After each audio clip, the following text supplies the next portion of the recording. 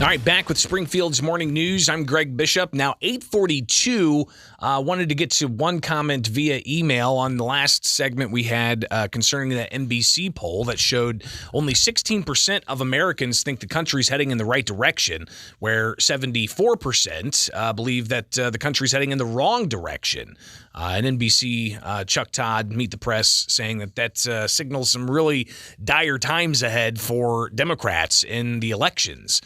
With the only silver lining, they said, was the issue of abortion. And I'd like to see all the questions that NBC asked on that, because if abortion's outpacing that of the economy, for instance, which we saw another poll that was done by The Hill here in Illinois and WGN-TV signaling that 56% of people asked in Illinois, likely primary voters, and this was for Republicans primarily, but they were asked what the top issue is, and the top issue was the economy.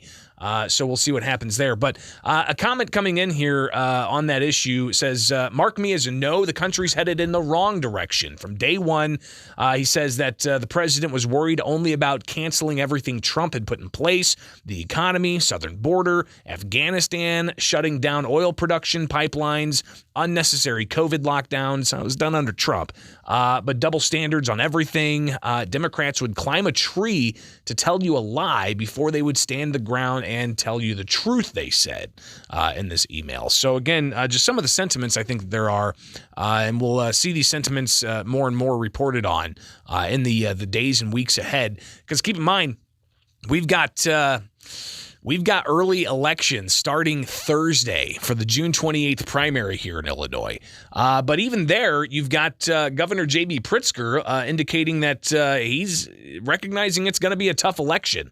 And here's the governor last week talking to the Washington Post about what could be troubled times for Democrats at the polls. Here's the governor. There's no doubt that this is going to be a tougher year for Democrats than 2020 or 2018. But it's in large part because of the challenges that COVID brought on. And then he went on to say that it was actually Democrats, he claims, helped with the COVID situation, keeping people safe. But you look at the record of the outcomes in states where there were more lockdowns, the outcome wasn't that good. Children's education dropped significantly. Like, just do a comparison between Illinois and Florida, for instance. The economy in Illinois has not rebounded back to pre-pandemic levels yet, while in Florida the economy has. Children's education plummeted in Illinois. In Florida, children's education it maintained. But the health outcomes were similar. So even the lockdowns didn't seem to have that much of a positive impact on health outcomes. And I think that these types of reports that we come out and see, that's going to feed into this. But some other things as well. Competitive elections. We're going to have some competitive elections. The June 28th primary is one thing. That's the private party primary. But coming forward into November, the state of Illinois, you're going to actually see some competitive elections. Bryce Hill, he's with the Illinois Policy Institute, taking a look at the most competitive elections at state house races since 1998. And it's a report they put together highlighting just how exactly this is going to play out. Here he is. The lack of choice are on voter turnout and the number of votes cast. And what we actually found is that, we actually have been missing about 1.7 million votes over the past 10 years. So you can see that the way the maps have been drawn in the past, as almost in its own right, led to voter suppression. Because if you don't have a lot of people turning out for those elections, because there's no choice at that particular district, you're going to have some problems. More from Bryce Hill from Illinois Policy Institute. Changes in the map could have led to, changes in the candidates who turned out in this election cycle. But generally speaking, the map making process in Illinois is broken and it serves as a deterrent. So we'll see just how competitive elections are in November. We already have an indication of the Republicans and Democrats that are running in various districts, and it's the most competitive since 1998, which is pretty wild. But will it be as competitive in 2024? We'll see. But some other issues, of course, energy. And I think people are hearing the warnings of increased energy costs and the possibility that there could be rolling brownouts. And that was something Governor J.B. Pritzker was asked about last week.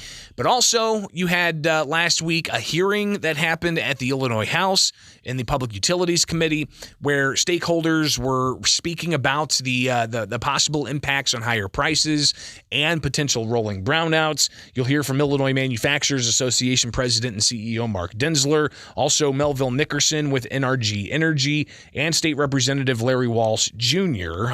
During a House committee. But you'll also hear Governor J.B. Pritzker reacting to some of those concerns. So here's how that played out from last week, and I think something that's going to ultimately impact the energy issues and election issues moving forward. To ensure that companies have access to self-direct programs.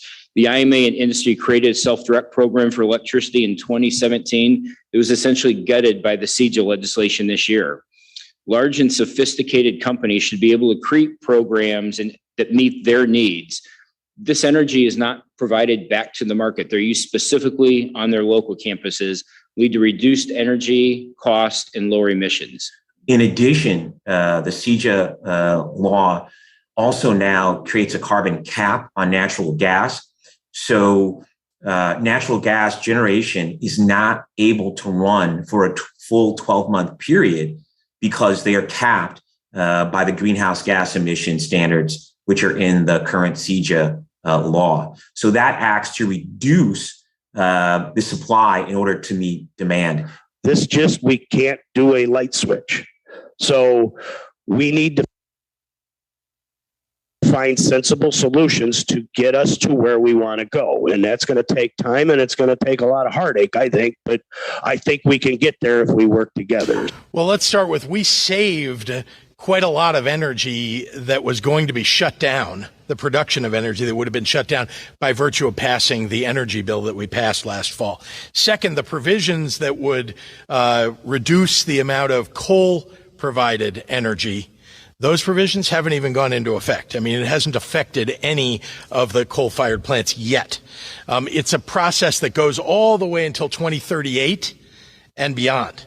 So nobody should think that what we passed in CEJA is reducing the amount of energy that we're able to provide across the state of Illinois.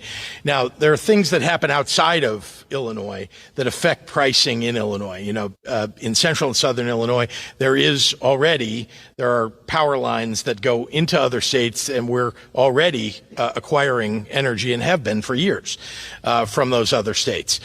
So we want to make it as easy for people as possible, lower their electric bills. And indeed, for much of the state, we've been able to do that already. We're looking at other ways to do that for people that you're talking about who might be affected this summer.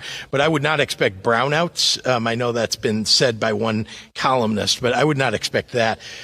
What we are doing is incentivizing the creation of more energy production in our state. That's what's really happening. That's Governor J.B. Pritzker reacting to some of the concerns there are. And it's not just one columnist that says that. It's concerns from energy experts who say that the solar and wind energy is not producing enough to, the required amount for baseload energy. And in parts of central and southern Illinois, outside of the areas that ComEd takes care of in northern Illinois, with their nuclear subsidies they received from the state, it's going to be an issue. If we get hotter days, what's going to happen? We're going to have enough energy to keep manufacturing going on. We've already got supply chain issues.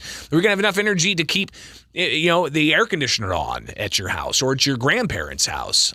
So these are obviously some serious concerns, and maybe that also is feeding into the sentiments of the various polls we've seen of most people thinking the country is going in the wrong direction. All right, it is Springfield's Morning News. I'm Greg Bishop on 92.7 WMAY, Springfield's News and